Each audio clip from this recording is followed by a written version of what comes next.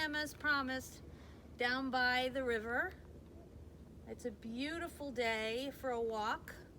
Zoe, come here. I brought my dog. Come on, Zoe. Come say hi to my friends. This is my Zoe, and she loves to rock climb. Sometimes she likes to go in the river, and she loves to go on adventures, and this is one of her favorites. So I wanted to tell you a little bit about the Hudson. The Hudson River starts way up in the Adirondack Mountains in a little area called Tier of the Clouds. And it flows all the way down to New York City and actually down to the ocean. So the Hudson River is an estuary. Why don't we clap that word out? Estuary. Good job. So an estuary is a body of water that has a source of salt water and a source of fresh water. So we call the Hudson River brackish water. It's not quite as salty as the ocean, but it does have some salt in it, which allows a lot of different types of fish to live in the river. There are over 200 species of fish that swim up and down this river all the time. So the river was discovered by Henry Hudson, and he was an explorer back in the 1600s.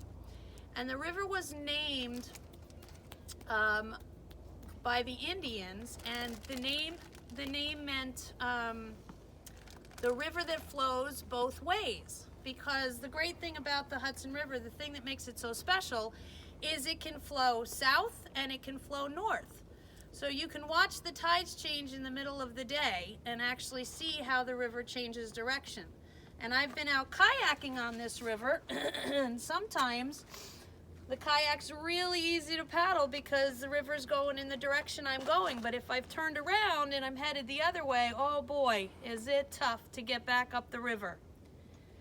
So there's some really cool birds that live along the Hudson River as well. One of which is a bald eagle. And I know there's a couple of you guys in my class that really love the bald eagle.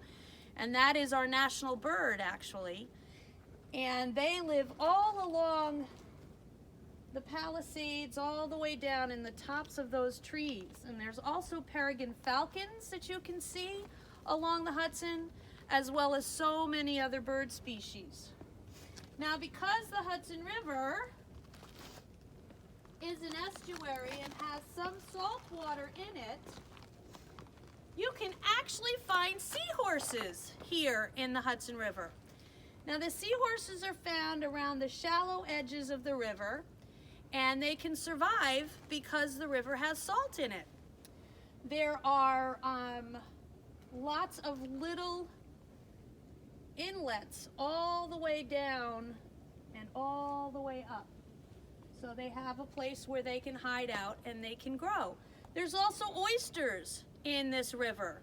I know probably a lot of your grown-ups like to eat oysters when they go out to the seafood restaurants. Well, there's a plethora, that means a lot, of oysters here in the river. And who do you think likes to eat oysters other than your parents? Can you think of some animals that might find oysters a tasty treat? Well, if you said raccoons, you were right, because raccoons will come down to the edge of the river and they'll find some oysters and also some fish. Can you think of any other kind of animals that might like to eat some oysters? Yes, the birds, the eagles, and the peregrine falcons. They'll fly down and they'll get them and they'll come and drop the oysters on all of these big rocks that you see here along the edge of the river. And what happens to the oyster shells when they drop on the rocks? That's right, they crack open and then the birds can actually get the meat that's inside. So that's a little bit about our fabulous Hudson River. I hope that in these days that you guys are staying home from school, you might have an opportunity to go out, come to Croton Point Park. It's a beautiful park. It's so big that everybody can stay separate from each other and still have a great time in the outdoors. There are also a lot of other parks up north of here and south of here that sit right down on the river, and you can explore like I'm about to do. There is a beach here down the ways that way, and we're about to head down that way and do some rock climbing and maybe find some really cool shells and some driftwood. So thanks so much for joining me today here on the mighty, mighty Hudson River, one of Mrs. Tashoff's favorite places to be. I look forward to talking to you tomorrow. Have an awesome day. Bye-bye.